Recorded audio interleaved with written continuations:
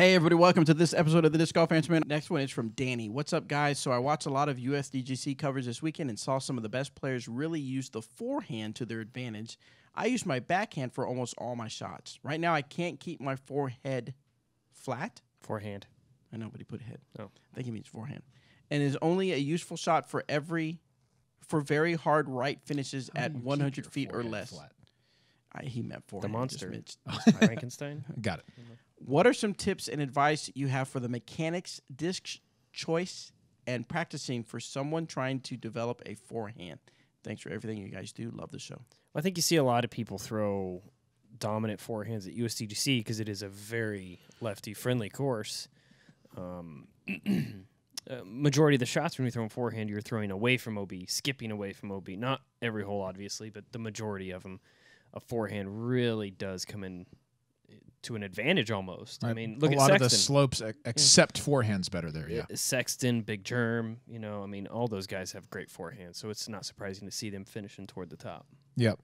Yeah, I mean that's the nature of that course. There are different courses that play exceptionally well for people who have a strong backhand. True. So that just happened to be how that course plays right now and for this weekend. As far as mechanics and disc choice go, I would tell you to learn a forehand kind of like I would tell you to learn a backhand, which is to start with a neutral disc. I would choose a mid-range just because the rim is a little bit easier to grip than a putter.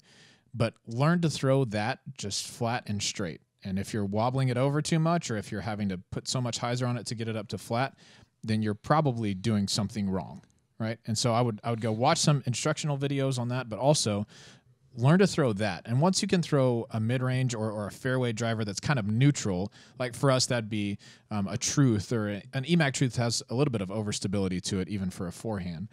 But like a Convict or something like that where you can learn to throw that pretty straight without having it torque a whole lot or wobble a whole lot. And you can throw basically anything after that.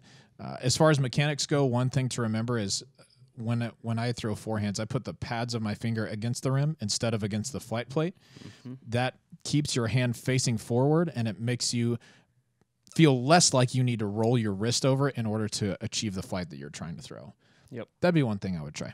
That's one thing I strongly recommend is the fingertip part on the rim as opposed to the flight plate. Yep. And finishing with your thumb up as opposed to turning it down. So...